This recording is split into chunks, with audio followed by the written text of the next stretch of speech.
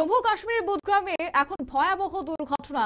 যে খবর পাওয়া গেছে, মৃতের সংখ্যা বাড়ছে, তারই মধ্যে বাস এবং লরির মুখোমুখি সংঘর্ষে এই দুর্ঘটনা ঘটেছে বলে জানা গেছে। বর্তমানে মৃতের সংখ্যা 4, মৃত্যুর সংখ্যা আরো বাড়তে পারে বলে সম্ভাবনা রয়েছে। কি উঠে আসছে আপডেট শুনবো, আমাদের সঙ্গে যুক্ত হয়েছে প্রতিনিধি সৌম্য মুখোপাধ্যায়। সৌম্য, কি জানতে পারছো?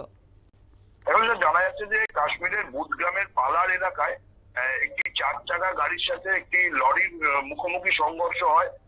4 চাকা গাড়িটি সজোরে লরিটিকে ধাক্কা মারে। এর ফলে বিকট শব্দে এলাকাবাসী ছুটে আসে এবং তারপরেই দেখা যায় যে দুটি গাড়ি দুমড়ে মুচড়ে গেছে এবং গাড়ির মধ্যে আটকে পড়ে আছেন প্রায় 12 থেকে 15 জন মানুষ এবং তাদেরকে উদ্ধারে বাসিন্দারা হাত লাগান। খবর পেয়ে পুলিশ এবং উদ্ধারকারী দলও পৌঁছয়। যেটা জানা যাচ্ছে যে এখনো পর্যন্ত ওই দুটি গাড়ির মধ্যে থেকে 4 জন থেকে 5 জনের মৃতদেহ উদ্ধার হয়েছে। বাকি 7 জনকে উদ্ধার করে নিকটবর্তী হাসপাতালে ভর্তি করা হয়েছে। এর মধ্যে 4 জনের অবস্থা গুরুতর এবং বাকি এখনো বেশ কয়েকজন ওই গাড়ির মধ্যে আটকে আছে বলেই খবর পাওয়া যাচ্ছে। ইতিমধ্যেই ঘটনা তদন্ত শুরু করেছে পুলিশ।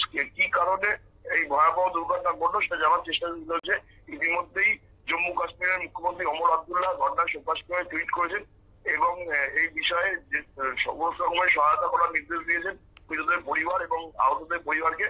পাশাপাশি মৃতদের পরিবারকে এবং আহতদের আর্থিক সাহায্য দেওয়ার বিষয়ে ঘোষণা করা হয়েছে। শতাব্দী, ধন্যবাদ। অর্থাৎ জম্মু কাশ্মীরের বদগাম জেলায় শনিবার গভীর রাতে এই সড়ক দুর্ঘটনাটি ঘটেছে, যেখানে মৃত্যু হয়েছে 4 জনের এবং আহত হয়েছে আরো 5 জন। রাতের অন্ধকারে একটি গাড়ি অন্যদিকে একটি ডাম্পার ট্রাকের মধ্যে মুখোমুখি সংঘর্ষ হয় এবং তারপরে এই ঘটনা তৈরি হয়। যাই হোক, এখন পর্যন্ত কিন্তু যে খবর পাওয়া গেছে প্রশাসন সূত্রে, তাতে করে আর্থিক সাহায্য ঘোষণা করা হয়েছে মৃতের পরিবারকে। নিয়ে নিচ্ছি ছোট্ট একটি বিজ্ঞাপন বিরতির সঙ্গে থাকুন।